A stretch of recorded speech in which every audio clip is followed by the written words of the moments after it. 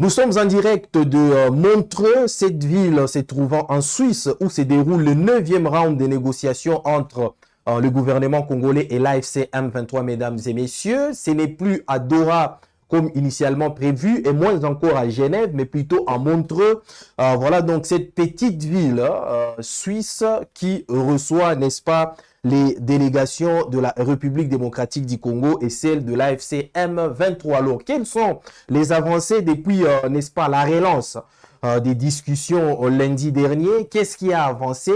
Est-ce que les différentes parties prenantes avancent vers un accord? Voilà donc c'est dont on va parler, mesdames et messieurs. Mais avant de parler de ces différentes avancées potentielles, bien évidemment, on va également tabler sur le pourquoi de cette petite ville en Suisse, mais également sur les différentes compositions des délégations qui s'y trouvent, mesdames et messieurs. Voilà donc, bienvenue dans cette session de décryptage sur Web Info Télévision qui connaît la participation de Faustin Mouillou à la réalisation. Nous sommes donc Gaëtan Kombi à la présentation, mesdames et messieurs. Voilà donc ce que j'étais en train de vous dire, le 9e round des discussions ou des négociations directes entre le gouvernement congolais de la République démocratique du Congo, qui a dépêché certains de ses négociateurs, et l'AFC M23 a bien débuté le lundi 13 avril 2026. Et contrairement à l'annonce initiale, les discussions se tiennent finalement à Montreux. Nous sommes là dans les cantons de Vaud, en Suisse, et non à Genève. Même si ces pourparlers sont toujours appelés les pourparlers de Genève, mesdames et messieurs. Donc la première information est que le pourparler ou les négociations ne se déroulent pas à Genève, malgré le fait que ceux-ci sont appelés les pourparlers de Genève, mais c'est plutôt à Montreux, dans les cantons de Vaud. Nous sommes toujours là en Suisse. Alors, il y a eu vraiment beaucoup de gymnastique puisque déjà les pourparlers allaient se poursuivre à Doha comme depuis les débuts, mais du fait, n'est-ce pas, de la situation dont on va vous parler tout de suite, ces pourparlers ont été d'abord délocalisés vers Genève, de Genève vers Montreux, et c'est exactement à Montreux où les deux délégations se trouvent à l'heure où on est en train de vous parler, puisque nous sommes en direct. Nous sommes en train, n'est-ce pas, d'essayer de soutirer les moindres informations qui découleront, n'est-ce pas, de ces discussions, des discussions qui, n'est-ce pas, concerne la situation sécuritaire à l'est de la République démocratique du Congo et qui mettent, n'est-ce pas, sur la même, en face à face, la délégation de Kinshasa et celle de l'AFC M23, mesdames et messieurs. Alors, je vous l'ai dit tantôt que l'on va parler du pourquoi de cette nouvelle délocalisation, puisque la plupart des gens pensent toujours que les négociations se tiennent à Genève. Non, puisque c'est finalement en Montreux que ces négociations-là se poursuivent, mesdames et messieurs. Alors, il s'agit du processus de Doha, mais qui a été délocalisé d'abord à Genève du fait, n'est-ce pas, de problèmes de logistique causés naturellement par la guerre entre les États-Unis d'Amérique et l'Iran, et entre bien évidemment Israël et l'Iran. Donc cela a fait à ce que Doha soit inaccessible pour les délégations du M23 et des Kinshasa. Voilà pourquoi, n'est-ce pas, les pourparlers ont été délocalisés vers Genève dans un premier temps, puis vers Montreux. Mesdames et messieurs, alors c'est qui les médiateurs, puisque les médiateurs initiaux n'étaient que les Qatar, mais les médiateurs d'autres médiateurs se sont ajoutés pour donner un peu plus de poids, un peu plus, n'est-ce pas, de consistance à ces négociations entre l'AFC M23 et Kinshasa. Alors, les négociateurs, ils se comptent en tout cas par nombre. D'abord, il y a le Qatar qui a dépêché ses représentants. Il y a les États-Unis d'Amérique, à travers notamment Massad Boulos, qui fait également partie de ces négociateurs. La MONUSCO également fait sa part en tant qu'observateur. La Suisse aussi, les pays hôtes, n'est-ce pas, de ces 9e rounds de négociations fait également partie, n'est-ce pas, de ces différents négociateurs, et la Suisse intervient notamment dans l'organisation logistique. Donc, il ne s'agit plus que du Qatar comme lors des 8 derniers rounds, mais il y a les États-Unis qui interviennent maintenant, la Suisse qui a d'ailleurs servi de cadre pour ces 9e rounds de négociations. Il y a la MONUSCO qui est là toujours en tant qu'observateur. Il y a également les États-Unis d'Amérique qui ont dépêché, n'est-ce pas, Massad Boulos pour aller, n'est-ce pas, s'assurer de la bonne poursuite des négociations. Alors, qu'est-ce qui est déjà fait dans le cadre de ces négociations qui ont débuté le lundi 13 avril dernier? Alors, il n'y a pas vraiment suffisamment d'avancées, mais les rares informations auxquelles vous pouvez, n'est-ce pas, avoir accès à travers ces numéros de décryptage sur Web Info Télévision, c'est que les débuts normaux de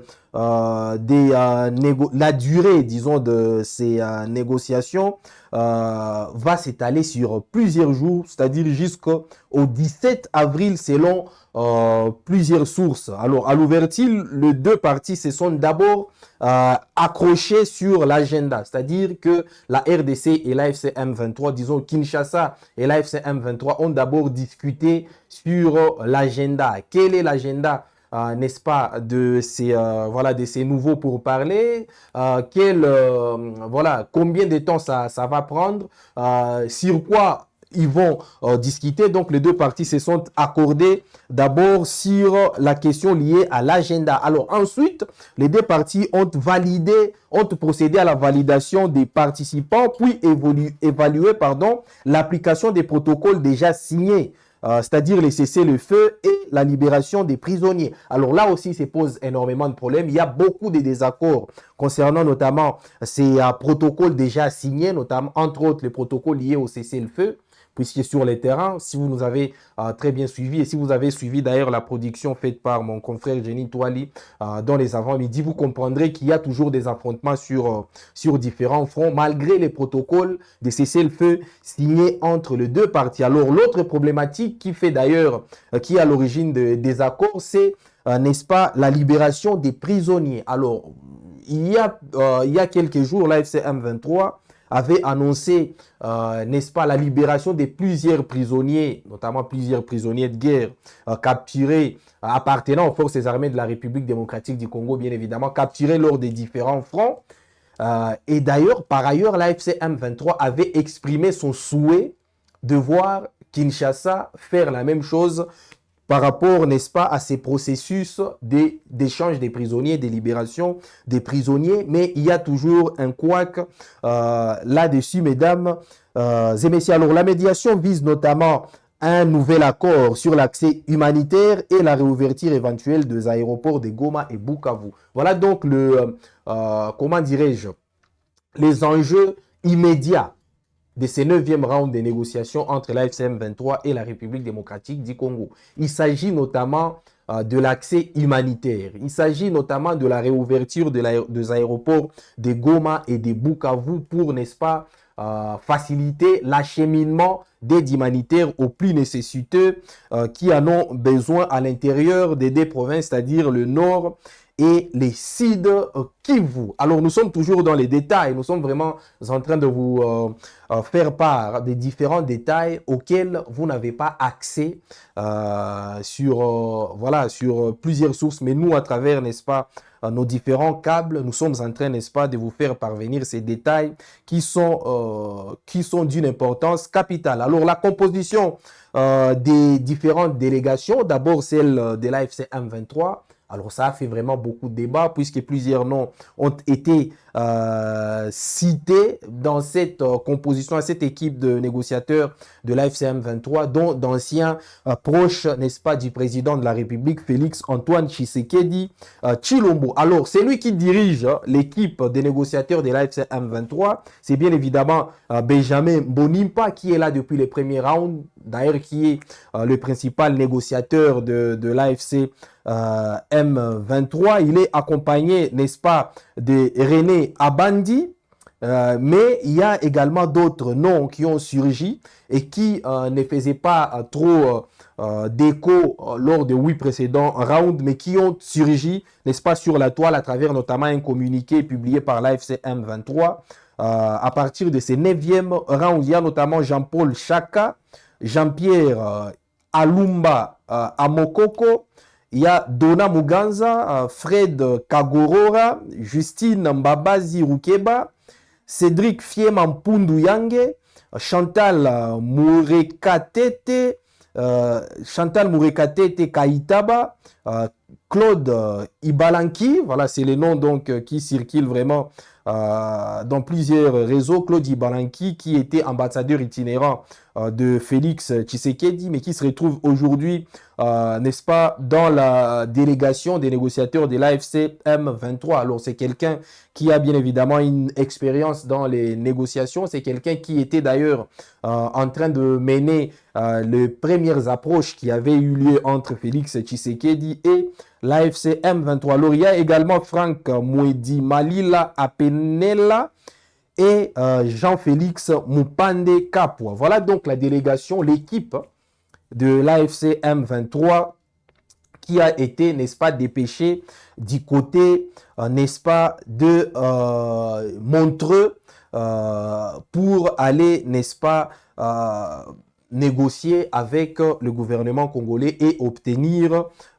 quelque chose de l'agenda de cette organisation politico-militaire. Mesdames et messieurs, côté Kinshasa, qui sont les délégués de Kinshasa, du gouvernement congolais, dans le cadre de ces 9e rounds de négociations avec l'AFC M23. Alors, un seul nom a fuité. On a essayé un peu également de piocher à travers nos câbles, mais on a trouvé que le nom de Sumbu Sita Mambu, qui est d'ailleurs là depuis le premier round à Doha et qui va poursuivre. Voilà, donc vous êtes en train de le voir sur les images. C'est lui qui va mener, n'est-ce pas, cette équipe des négociateurs du gouvernement congolais, dans lesquels on cite bien évidemment des hauts fonctionnaires du ministère des Affaires étrangères et de la présidence. Il y a également des représentants des services de sécurité et des renseignements. Il y a également des experts techniques sur les questions de sécurité, des questions humanitaires et des désarmements. Cependant, les noms n'ont pas fuité, mais il s'agit quand même de ces profils qui vont, n'est-ce pas, qui sont en train d'accompagner Sumbu Sita Mambu dans les cadres, n'est-ce pas, de ces 9e rounds des négociations. Alors, c'est qui Sumbu Sita Mambu? Je sais que vous êtes très nombreux à vouloir savoir de qui il s'agit exactement. Alors, c'est un haut représentant du chef de l'État Félix Tshisekedi. Alors, il dirige la délégation gouvernementale depuis plusieurs rounds du processus des Doha et continue dans ses rôles pour le 9e round en Suisse, puisqu'il en est, n'est-ce pas, il est le principal interlocuteur côté Kinshasa. Alors, si le principal interlocuteur côté AFC M23, c'est Benjamin Mbonimpa, retenez qu'il fera face à Sumbu Sita Mambu comme principal interlocuteur côté Kinshasa dans les cadres, n'est-ce pas, de ces négociations, mesdames et messieurs. Alors, il a déjà joué plusieurs rôles, notamment dans les négociations. Il dirige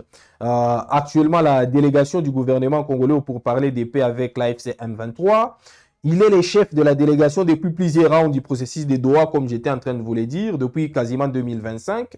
Et il est toujours en tête de l'équipe à Montreux. Nous sommes là en Suisse pour ce 9e round qui a été, n'est-ce pas, déclenché depuis le 13 avril 2026. Alors, il a signé plusieurs accords clés au nom de Kinshasa, notamment la déclaration de principe et le cessez-le-feu de juillet 2025 à Doha. Il a signé également les cadres de Doha du 15 novembre 2025. Alors, il reste l'interlocuteur principal côté Kinshasa lors des discussions avec l'AFC M23 menées de l'autre côté, c'est-à-dire du côté de l'AFC M23, comme je vous l'ai dit, par Benjamin Mbonimpa avec René Abandi comme négociateur en chef. Donc, le chef de la délégation de l'AFC M23, c'est Benjamin Mbonimpa, mais le négociateur en chef, c'est René Abandi qui fera face, bien évidemment, à Sumbu Sita Mambu, mesdames et messieurs. Alors, il a également un parcours professionnel quand même détail. Il est juriste et de formation. Il est titulaire d'une licence en droit de l'Université catholique de Bukavu, ICB aussi de Kivu. Il a également des expériences au niveau des Nations Unies, plus de 20 ans au sein du système onusien, c'est-à-dire depuis de 2003 à 2000.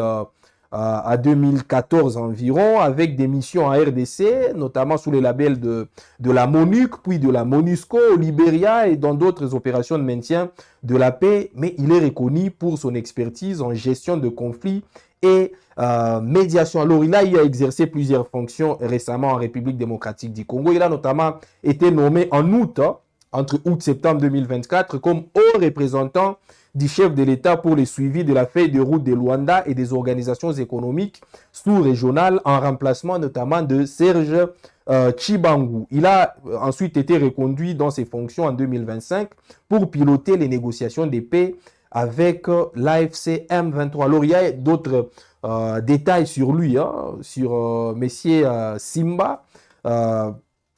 Il est originaire du Kasaï oriental, il est né à Kinshasa, il a grandi au Sud Kivu. Il est décrit comme un diplomate chevronné, discret et expérimenté dans les processus de paix régionaux. Voilà donc tout ce qu'il faut savoir sur les négociateurs en chef de la République démocratique du Congo, Sumbusita Mambu, qui fera donc face à Benjamin Bonipa côté AFC M23, mesdames et messieurs. Alors, qu'est-ce qui est attendu dans ces 9e round de négociation avec, entre Kinshasa et l'AFC M23? Qu'est-ce qu'on attend concrètement? Sur quoi les partis devraient se mettre d'accord exactement, mesdames et messieurs, puisque tel que je vous ai dit en liminaire, pas grand-chose ne s'est déjà fait. On attend toujours des avancées, mais des discussions sont toujours en cours. Alors, les enjeux immédiats de ces 9e rounds, c'est justement la signature d'un nouveau protocole d'accord. Alors, d'autres protocoles d'accord ont déjà été signés, mais il y a toujours un problème de matérialisation de ces protocoles. Il s'agit notamment du protocole sur le cessez-le-feu. Le cessez-le-feu n'est toujours pas respecté, mais également les protocoles sur la libération de prisonniers. On sent que ce n'est pas encore exactement fait entre, n'est-ce pas, les deux parties. Alors, bien évidemment, je vous ai dit tantôt que les deux parties ont déjà évalué, ont déjà fait une certaine évaluation pardon, de ces protocoles déjà signés. Mais qu'est-ce qui est attendu pour ce 9e round? La signature d'un nouveau protocole d'accord, les cessez-le-feu durables et mécanismes de vérification, l'accès humanitaire et réintégration. C'est là que l'on voit notamment le volet lié à la réouverture des aéroports de Goma et de Bukavu, mais également la résolution des causes profondes, c'est-à-dire la sécurité des communautés et tout ce qui va avec, mesdames et messieurs. Voilà donc les 4 éléments qui fondent les enjeux immédiats, c'est-à-dire les objectifs à court terme à atteindre entre, n'est-ce pas, tout au long de ces 9e round des négociations qui devraient aller jusqu'au 17 février. La signature d'un nouveau protocole d'accord, c'est-à-dire qui viendrait s'ajouter au protocole d'accord déjà signé, mais qui dirait souffre, n'est-ce pas, d'effectivité sur les terrains, les cessez-le-feu durables et mécanismes de vérification, l'accès humanitaire et la réintégration, mais également la résolution des causes profondes des conflits. Alors, tel que je vous l'ai dit, les accords précédents, notamment des protocoles signés à Doha, n'ont pas encore permis une paix stable. Le processus reste extrêmement fragile, mais la situation, n'est-ce pas, de ces matins, mais également de l'heure où on est en train de vous parler, c'est que les discussions sont toujours en cours et le parti, n'est-ce pas, continue d'échanger sur les probabilités, n'est-ce pas, d'atteindre ces enjeux immédiats dont je venais de vous parler, mesdames et messieurs. Alors, on poursuit toujours ces numéros, mais pour que, n'est-ce pas, on puisse avancer vers un accord, il faut déjà savoir les différentes revendications des parties prenantes à ces négociations. Quels sont leurs agendas? Quel est l'agenda de Kinshasa? Quel est l'agenda de l'AFC M23? Qu'est-ce que l'AFC M23 attend de ces négociations et qu'est-ce que Kinshasa attend, n'est-ce pas, également de ces négociations. Alors, il y a vraiment beaucoup de revendications émanant de l'AFC M23. Il y a des revendications à long terme. Il y a également un agenda purement conjoncturel, c'est-à-dire qu'il y a un agenda structurel qui qui est fondé sur, n'est-ce pas, les objectifs de création de l'AFC M23 et qui est fondé d'ailleurs sur, n'est-ce pas, ses revendications institutionnelles, structurelles, mais il y a également, à côté de cet agenda structurel-là, un agenda conjoncturel. Alors l'AFC M23 se présente comme un mouvement congolais luttant contre la mauvaise gouvernance, l'impunité, le tribalisme et l'insécurité chronique à l'est de la République démocratique du Congo. Alors ces exigences sont souvent qualifiées de maximalistes par les observateurs et par Kinshasa, c'est-à-dire Kinshasa juge les exigences de l'AFC M23 un peu surmesurées, un peu outrancières, un peu, comment dirais-je, Kinshasa estime qu'il y a vraiment de la gourmandise dans les exigences de l'AFC M23. Alors, il s'agit, entre autres, là, je suis en train de parler, bien évidemment, des exigences structurelles qui n'ont rien à voir avec les exigences conjoncturelles. Il s'agit notamment de réformes politiques et institutionnelles, notamment avec le basculement vers un État fédéral. Il s'agit exactement, toujours dans les cadres de ces réformes politiques et institutionnelles profondes, du partage du pouvoir au niveau national, refonte ou changement du gouvernement, reconstitution de l'armée nationale avec intégration des combattants du M23. Alors, ça, c'est le premier volet, le volet lié aux réformes politiques et institutionnelles. Il y a également un volet lié à la protection des populations et résolution profonde des conflits. Il y a notamment, parmi les revendications de l'AFC M23, dans ces volets, la neutralisation des groupes armés hostiles, en particulier les forces démocratiques de la libération du Rwanda, FDLR, et d'autres milices perçues comme une menace pour les communautés Tutsi et congolaises de l'Est. Il y a également, parmi les revendications, les retours sécurisés de réfugiés congolais, notamment Tutsi, depuis le Rwanda et d'autres pays. Il y a aussi, parmi ces revendications, la justice et la lutte contre l'impunité pour les crimes commis contre les populations locales. Alors, au-delà de cet agenda structurel-là, de l'AFC M23, il y a également un agenda plutôt conjoncturel. Il s'agit entre autres du respect strict du cessez-le-feu et arrêt des attaques. L'AFC M23 a toujours accusé régulièrement Kinshasa de violer, n'est-ce pas, des violations du protocole du cessez-le-feu, y compris des frappes par drone sur des zones civiles. Alors, il vous souviendra que le porte-parole, disons, le chargé le patron de la cellule de communication de l'AFC M23, Lawrence Kanyuka, a toujours décrié les attaques par drone menées, notamment dans les Minembwe, par des drones qu'il attribue, n'est-ce pas, aux forces armées de la République démocratique du Congo. Alors, parmi ces mesures immédiates humanitaires, dans cet agenda conjoncturel là de l'AFC M23, il y a également l'accès humanitaire complet, c'est-à-dire la réouverture de l'aéroport de Goma et afin d'acheminer les aides aux déplacés. Le maintien de positions territoriales actuelles jusqu'à des garanties solides, c'est-à-dire l'AFC M23 refuse souvent tout retrait unilatéral. Il y a également l'amnistie pour ces combattants et échange des prisonniers. Ensuite, et enfin, il y a la protection des civils et facilitation de retour des déplacés, mesdames et messieurs. Voilà donc les mesures immédiates que l'AFC M23 compte faire prévaloir dans le cadre de ces 9e round de négociations avec Kinshasa, et le mouvement politico-militaire espère avoir, n'est-ce pas, gain de cause dans les cadres, n'est-ce pas, de ces négociations. Alors, pour sa part, Kinshasa a également son agenda.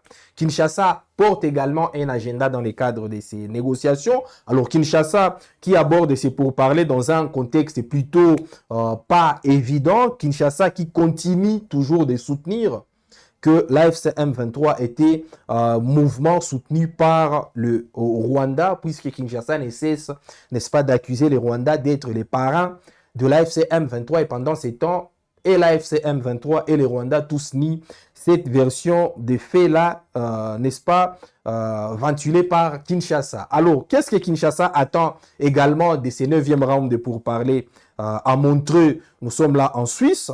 D'abord, un cessez-le-feu effectif et véritable.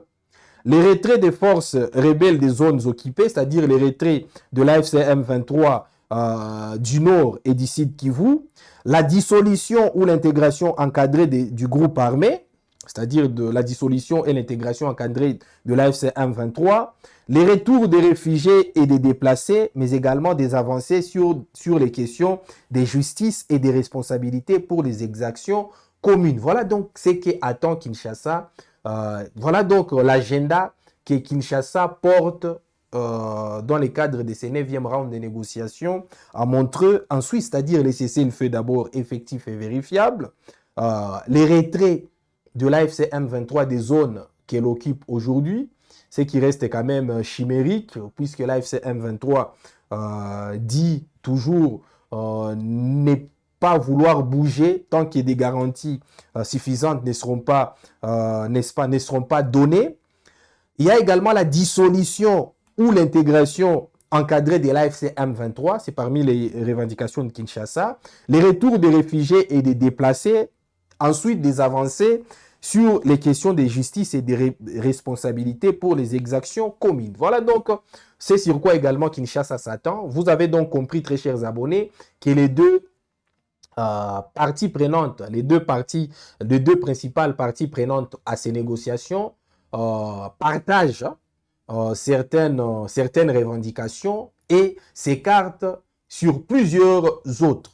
Donc, ça fait que aujourd'hui, l'on s'attend à des travaux qui ne seront pas, à des travaux de négociation ou des pourparlers qui ne seront pas du tout faciles, mais qui seront surtout à un moment tendu. On peut déjà s'y attendre, mais on espère que c'est pourparlers, finalement, ces 9e rounds, on espère que la Suisse portera bonheur aux Congolais qui attendent vraiment beaucoup de ces pourparlers et qui finalement s'attendent à un accord qui sera non pas que signé, mais un accord qui sera suivi sur les terrains et qui posera, n'est-ce pas, de faits sur les terrains et sur différents fronts, mesdames et messieurs. Voilà donc les explications qu'on tenait à vous donner dans ces directs de Montreux pour que vous compreniez où est-ce que Kinshasa et l'AFC M23 en sont à l'heure où on est en train de vous parler. Alors, on vous reviendra d'ici là avec d'autres précisions. Si avancé il y en aura, vous serez le premier à en être servi, mesdames et messieurs. Alors, merci de nous avoir suivis et à très très bientôt.